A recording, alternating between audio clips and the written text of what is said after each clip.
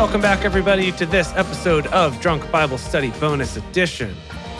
I mean, it's been a while since we have had 3 bonus episodes. 3 weeks in a row. So we're learning so full of knowledge. So much about this boy, Daniel. It's great. It's like I said in the actual episode, it's one of my favorites so far. That's awesome. It's been really action-packed and really, really interesting. That's great. How about you two? Do you like it? I mean, definitely, yeah. Anything that's action-packed is always fantastic. I did forget how wackadoo so much of Daniel was, but not quite the same way as like when we were talking about Ezekiel or Isaiah or Jeremiah. Like that's a different flavor of wackadoo. And this is, I guess it's more connected to a story. There's usually a specific arc of like this wild thing happened, this wild dream was had, this wild vision occurred, and then these are the consequences of interpreting it, and then this is what happened, that I think is interesting. Yeah, it is fun, right? Because we had some books where it's like starts with wild, crazy visions, and then it's just a lot about talking about how women are terrible for like several more chapters, and so it's like, well, okay.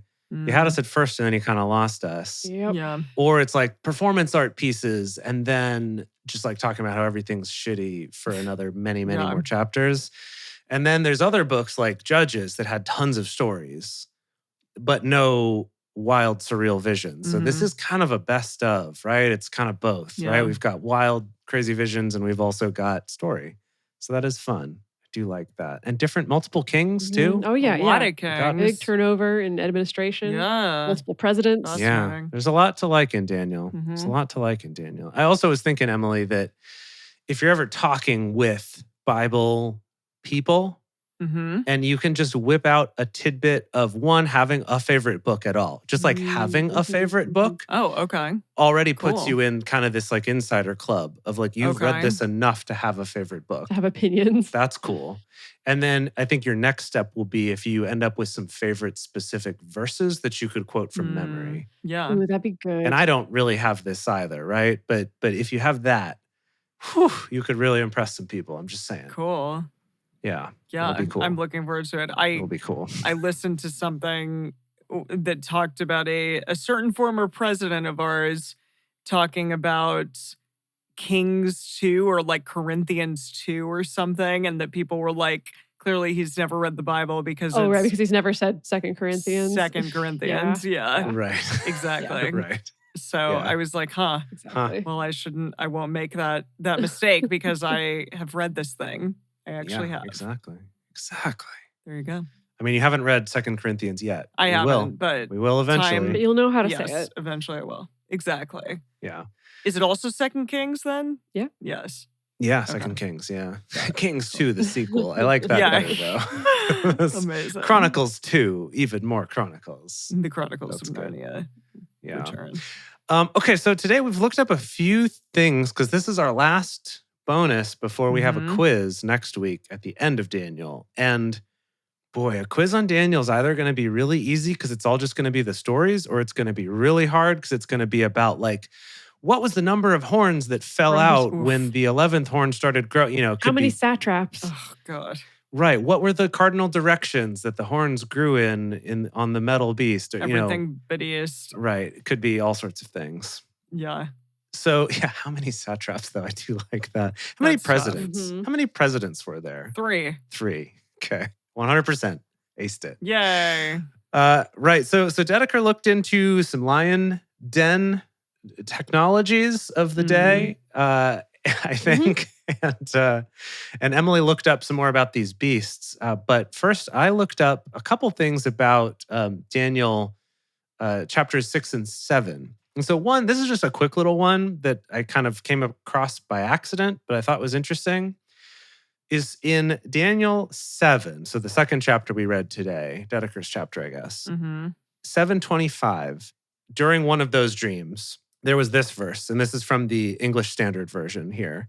He shall speak words against the Most High, and shall wear out the saints of the Most High, and shall think to change the times and the law.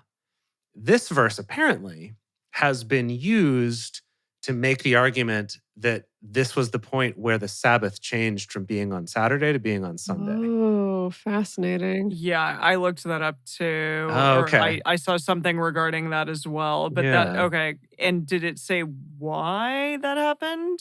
Well, so the thing is, I love this. So someone asked this on Hermeneutics Stack Exchange of like, hey, so did he prophesy that the Sabbath would change from this to this in this dream? And the first answer here is, while this is a good question, I'm not sure we'll get any realistic answers here, as Oh. the answer is part of a greater scheme of prophetic interpretation, so cannot be answered in isolation, which I think is actually probably the most correct answer you could give to this question. Yeah.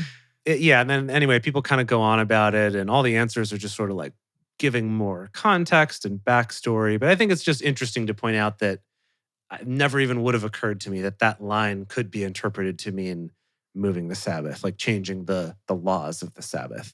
But who knows? Maybe it was daylight savings time laws. Oh, you're right. Maybe I it, like yeah. It's that. like during the winter we should be doing Sabbath on Sundays, but in the, in the summer we should be doing it on Saturdays. Makes Yeah. total Spring sense. and summer. Yeah. It Interesting. makes great sense. Okay, so then the other thing I looked up was when we saw that they made that law to try to catch Daniel and put him in that lion's den, was because he was praying, and he would pray 3 times a day in his room by kneeling, facing Jerusalem, and praying 3 times a day. And some people in the chat were like, "Wait, isn't that like a Muslim thing to do that? What's the deal here?" And when looking into this, I found 2 interesting things that I did not know. The first of which is that in Jewish tradition, you pray 3 times a day. That is a thing. Oh. Yeah, that there is specifically. Is that a thing in Christianity or I no? think No. the Christians, not formally, I think the Christians tend to take the approach of you should be praying all the time. Sure. Okay, well, what does that mean? That's an amorphous Yeah. goal to have. Right. So yeah, I found this article on Chabad.org that talks about the Amidah, which is the silent prayer, which is supposed to be said 3 times a day. And the question of this article is like, when did this start? And basically, there's a couple different explanations, but it seems like this was formalized during the time of Ezra, which is the next book we're going to read. And in here, it mentions specifically that there were certain people who were mentioned in the Torah and the Talmud of having done this already before it was formalized, and Daniel's one of those. Oh, interesting. So the fact that he does this prayer 3 times a day, apparently also David has a line, I think in one of the Psalms, where he talks about like crying out morning, afternoon, and evening or something like that, which they're saying that's Okay. also the 3 prayers. Reference to prayer. Interesting. Yeah. So maybe there were some people kind of already doing this, but then it got formalized during the time of Ezra. So we might actually get to that, which I thought was kind of Wow. interesting. And then also it was pointed out in some of the stuff I found is that, so the Jews pray 3 times a day. Muslims do it 5 times a day. So some people are like, nope, totally different thing. That's a Jewish thing. However, I found this article on alislam.org. And in this, there's this article that is essentially an interpretation of Daniel as a young Muslim refugee and how he coped with it. Interesting. So kind of Interesting. not saying that he was a Muslim, because that didn't exist yet, right? But kind of saying that his story is similar to that. And so they talk about when him and all the other beautiful boys were in the Babylon's Next Top Boy competition. Yeah. That when he and Rakshak and Benny refused to eat the delights it was about from eating the king or whatever. Or Turkish delights. Oh, right. so That good. saying supposedly because the thing they were given was just vegetable based, is that some people will argue that he was part of a particular vegetarian sect of Judaism, but others will argue that it's actually just that no meat was available that would be okay to eat because there was no one qualified to prepare it. I see. That that it would be halal kosher or kosher, yeah. or halal, right? So kind of same thing. So kind of saying it's similar to what Muslims go through living in countries and kind of having to face the pressure to conform or whatever. Not praying to false gods. Sure, we all get that one. But then this thing about his prayers was they do point out the fact that he knelt down, like it specifically mentions that he gets into that like prostrate position to to pray and that he faces toward Jerusalem. And basically saying that, like, well, yeah, that makes sense because the place of the sacrifices was Jerusalem. And it wasn't until later during the time of Muhammad that would have moved. To Mecca. Right? To Mecca, that would be the new place we would face when we pray. So kind of saying like, yeah, he was already doing these things and facing persecution for That it. is So I did think interesting. it was kind of an interesting thing to see. Some people be like, no, totally different. That's 5, ours is 3. And others being like, nope, yep, this is where it comes from. This is our history too. Cool. So I thought that was fun. Alrighty. I was looking up more on Daniel 7, which is regarding the 4 beasts vision and that little horn. Ooh, yeah. Yeah. Beasties, ye beasties. There is a specific phrase that was muttered called the Ancient of Days. Yeah, I wondered about that. And also Son of Man. Yeah. So the Ancient of Days is supposedly God, and Son of Man, yes, of course, is Jesus, according to lifehopeandtruth.com. Yeah. But yeah, essentially there are these 3 different references to the Ancient of Days, and it's in verse 9, 13, and 22, and they're all in Daniel 7. Wow. Yeah, right. I do like the idea of, I'm imagining a future where we're all like good buddies with Dwayne "The Rock" Johnson. And if he ever is like the Ancient of Days, acting old or something, be like, how you hanging in there, Ancient of Days? You know, that's like a little ribbing, little friendly ribbing. Yes, that's amazing.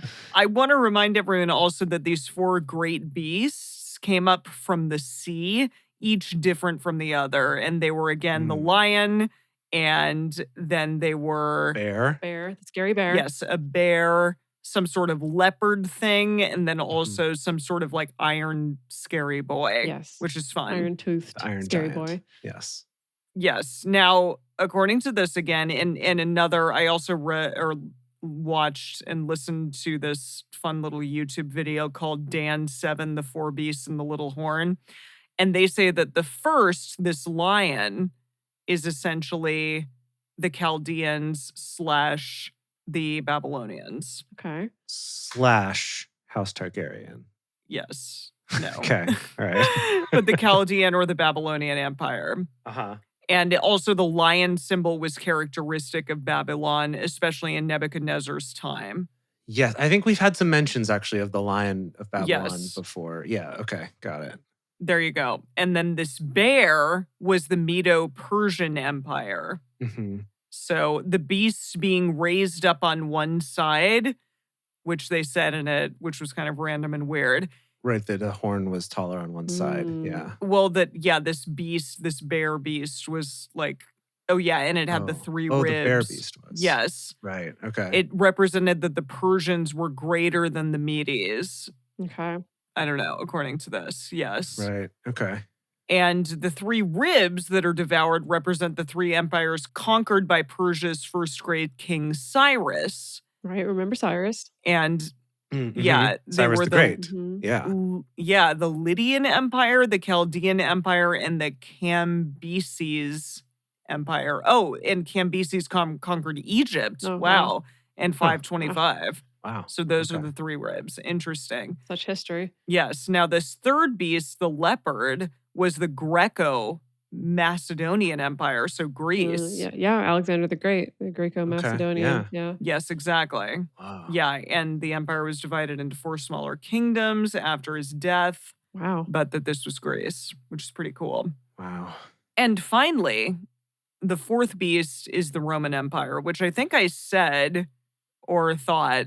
Maybe I didn't say it, but I thought that I talked about Rome in there at some point. And it's interesting because after this 4th dreadful and terrible beast, they talk about this little horn. Uh-huh. And both of the things that I saw say that the little horn is ultimately the Holy Roman Empire. Huh. Okay. I mean, they Just did that little tiny conquer a Holy lot of Roman Empire. stuff. That they did, yeah. And that they also persecuted many people through the Roman Catholic judicial system. I was like, okay, these are people that don't like Roman Catholics, clearly. And yeah, the other thing that I saw was talking about the Vatican and the Pope, and that people, were against the Pope, but that they would be persecuted and murdered and executed and stuff like that. So yeah, Whoa. it is true.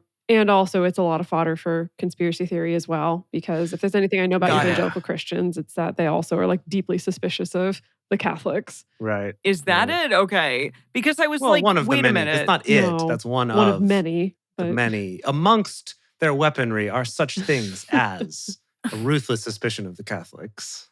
So I must have stumbled upon two like evangelical sites essentially, because I was like, okay, what do Roman Catholics think that this is sure. then? You know, And I couldn't find anything, but I would be interested to know. I wonder Someone if out there we tell us. find any prophecies related to how evangelical Christians specifically seem to have dominated the SEO of the internet. Because it's like you've really got to look to find anything Yeah. that's not that. It's true. You Right? do have to, find like- anything that's Jewish, that's Muslim, Exactly. that's Yeah. atheist, just historical, that's critical, anything Yeah. else. Interesting point. It's really hard to find. Yeah. Like I have to go to like the third page of Google search results sometimes to find anything that's not one of those like gotbelief.org and, defending inerrancy and like all those sorts of things. So I wonder if there's a prophecy about that. It's like, and there will be a web that all of the strings lead And to. I saw a spider's web. Right. Amazing. And the web That's funny. had the mouths of a man screaming in rage and fury constantly. Wow. Calling Yeah. everyone communists Right, and Nazis. Oh my gosh.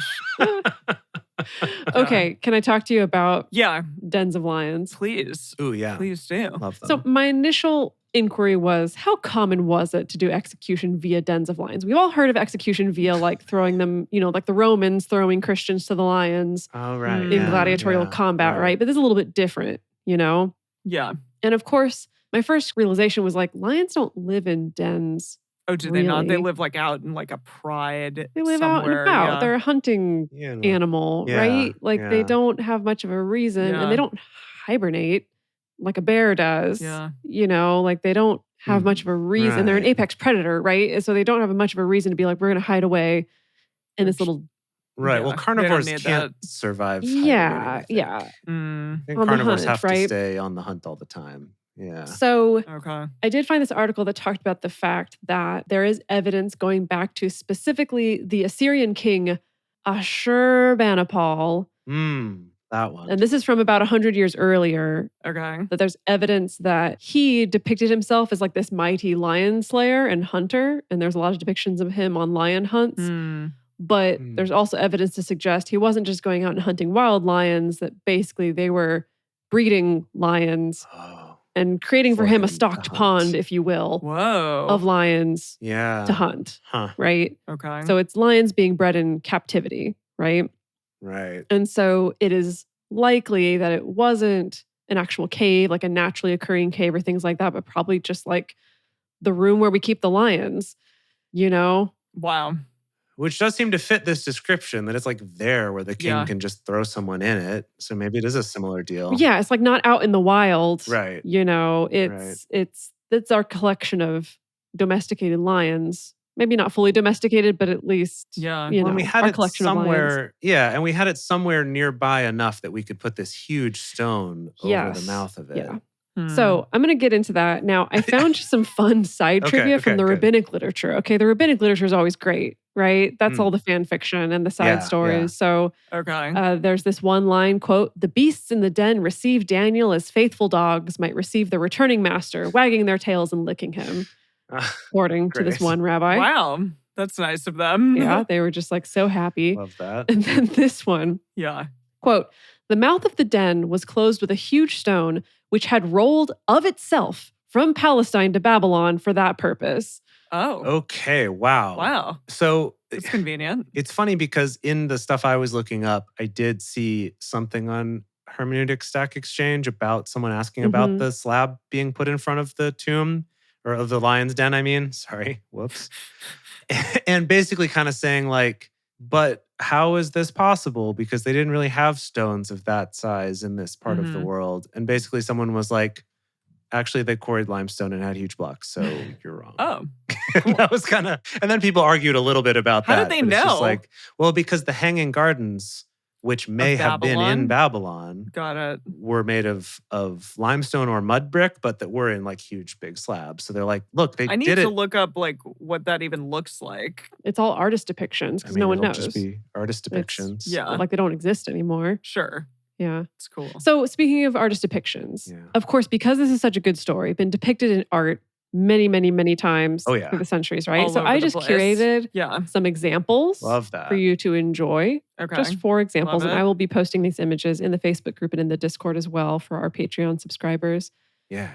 Okay, so this first one that I'm sharing with you is by Rubens, painted in 1615. Oh. Okay. Yeah, Emily's making that noise, and that's kind of the expression I would say that's on Daniel's face. So we got a whole bunch of lions hanging out. Yeah. Right. So Daniel's sitting there mostly naked, clasping his hands and kind of praying up into the to the open air, though. So this is factually inaccurate because we did learn that was covered with a It stone. also like a natural cave, and it probably wasn't a natural Maybe cave. this is right as they're covering it. But Yeah. I'm trying to think of what are which of these lions that are depicted here who's the he would be lessest of the cast lions that he would be cast I as? see. Oh. Yeah. Yeah. When you post it, maybe you could tag him in the photo as the Ooh, lion that'll be you good. choose. Okay, and each one I'll Yeah. pick which one is the smallest lion and tag him. Oh. It's also interesting looking at this, and it just from looking at the lions, it seems like the majority of these are male lions, and I'm pretty sure know. that male lions do not hang with each other. Well, okay, but again, if this is not a naturally occurring pride of lions, this is just kings who want to be able to hunt lions who are breeding them. But don't you They think? don't even look that lion-like. I mean, whatever. Don't you think the males would all fight each other all the time? Like Oh, maybe. maybe they bred that out of them. I They're don't know. not like stallions. I don't know. I don't know. Anyway, so that's But yeah, Rubens. I wonder if this artist has ever actually seen a lion, but that's fine. There's that. He did his best. Let's move on to the next Okay. one. This is by James Northcote. It's a different approach. Okay. Oh, He's another Very naked naked. boy. So Look at these lions. Yeah, so Daniel's got even less clothes here. And these lions look even less like lions. they do They kind of do look look like, like I cats. think this artist had a domesticated cat. Yeah, the Yeah. one down on the floor with Daniel is like, Yeah. his tongue is Right. out a little bit, which Looks happens like he's having sometimes. some catnip. Yeah, he's like, hey, Fluffy, pose for me. And his cat kind of does a little pose and he tries to paint it. Yeah. What is this thing in Daniel's hand? It's like almost He's got a scroll. some with weird scroll. some I don't recall scriptures that. on it. Some like maybe? Hebrew writing on it, but I don't know what that is. Yeah. And there's an angel in this this one has an too. angel. Yeah, what's up with that? It looks like a lady angel. Mhm. Exactly. Which- Ladies don't do anything. Tilda Swinton does. That's true. So Yeah. This okay. angel's kind of like shushing Daniel almost. Yeah. She's like, hey, I know you're freaking out right now, but just But- He's also got some sick abs. This is like the most ripped. Yeah, he's got some know. nice He's abs. built. I guess in the Rubens Daniel, he looked pretty muscly, but this one, like we're seeing the abs for sure. He's got that good like torso twist, That's true. you know? He doesn't have as much of a scaredy look on his No, face. he seems more chill. Yeah. He does look like a boy in this one, a boy who skips leg day, though. Just look yeah, at those tiny that's little true. Yeah. calves, you know? So That's his calves, but he's got some big quads. I guess. Yeah, it's a little hard to tell. It could just be the Yeah. angle. But Yeah, look at those skinny okay. little calves. He's really got a. Little chicken legs. Yeah. Yeah. Okay, this next painting is by Britton Riviere. Oh, okay. Oh, that's cool. That looks like he's in a cell. Yeah, this is probably maybe more accurate of where the lions actually would have been kept in like a man-made structure. Mhm. Yeah. Okay. What I like about this one is that we've got all these lions kind of circling around. Daniel's old in this too. And he's old. I think more accurate there too, that Yeah. Daniel would have been pretty darn old Yeah. when this happened. for sure. Right. And that he's just I like, like the stray foot. he's just like staring out the window. Yeah, He's not even worried. He's just like, No. yeah, it's chill. whatever. He's like not even looking at the lions. Yeah. Yeah. Also, that this den has a window. Yeah, is it gets that nice Yeah, natural it's light, some convenient. fresh air, perhaps. Yeah. Uh, Yeah. there's more lady lions, I think, in here. That's true. Yeah, we'll give him points for that. Yeah. Now for something completely different. Yeah. Oh, okay. Oh. Oh, is this like a medieval? This is like a medieval. Kind of sit? Now, There is a story Whoa. behind Look at this, those. but you just tell me what you Wow. see. What is happening? Okay. I see a dude in the air being pulled by the hair of some sort of angel thing. And the angel, I think, is saying something in like a scroll, which I guess is like a word bubble of the day. Like a medieval word bubble, Right. yeah. Sure. Yeah, exactly. The dude in the air that's being pulled by the hair is holding two things. I don't know what they are. Like a woven One's white. basket and a pot and a. It almost looks like a milk jug. I think it's a fondue pot. Got actually. it. Okay, yeah. And then Daniel has a cool hat. I like the idea that listeners would hear our descriptions first, try to picture it, and then go Yeah. to the Facebook group or the Discord and then see what it actually looks like. Yeah. I think that would be interesting. The weird thing to me, the freaking place where Daniel is hanging out with these lions looks like like he's on a bannerment or something. Like he's chilling up where Legolas might be when they're in Helm's Deep. Okay. Yeah. Like it looks like Helm's Deep to me Yeah, right he's just now. like up on the battlements with some lions. Exactly. Right. Yeah. Totally. And the lions themselves look like wooden look like- statues, maybe. They've been Yeah. stacked one upon the other.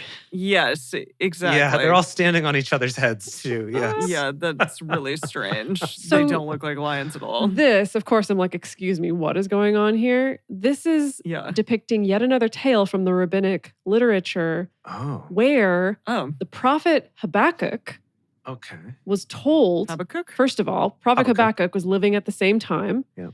was told by God, hey, my dude Daniel's in a lion's den.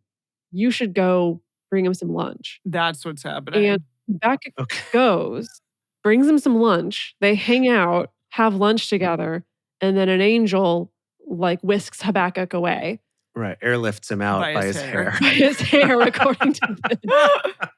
Amazing. Did that happen? That's So cool. with the basket and the fondue Wow. pot, you're probably not far off. Yeah. Yeah. Okay. Yeah. Good. The basket probably just had bread in it, and the fondue Yeah. pot, had the Yeah. Oh, fondue. nice. Maybe that had like the bread and the vegetables and stuff. Uh-huh. And then Right, the fondue right. pot. Sweet. And the lions were Gosh, I just could really go chilling. for some They were probably fondue toking some right now. catnip. Like, Oh my it's probably a gosh. wonderful Oh time. yeah. Yeah. It seems yeah, great. it sounds like a good evening. So again, Wow. I will post all of these in our Facebook group or our Discord chat. The Facebook group is open to whoever, and the Discord's open to whoever as well. It's not just for our Patreons. I confused that. Not just for our parishioners. Anyone who wants to join Woo! and see ridiculous come pictures on, come of on. little Yes. weak calved naked Daniel boys. hmm You can look And at it to your lions that heart's are content. looking at him very appraisingly. Yes. Amazing. Wow. Well, thank you, everybody. All righty. Yeah, that was a fun time as always. And next week we are going to be finishing Daniel off and then finally concluding with a quiz, as we always do. Oh yeah. Who knows how we'll do? I hope we find a good quiz. This book deserves a good quiz, Oh, yeah. for sure. Definitely. Yeah, it'll be a good time. Well, we will see you all then. We can't wait. Have a lovely week. Bye. Bye.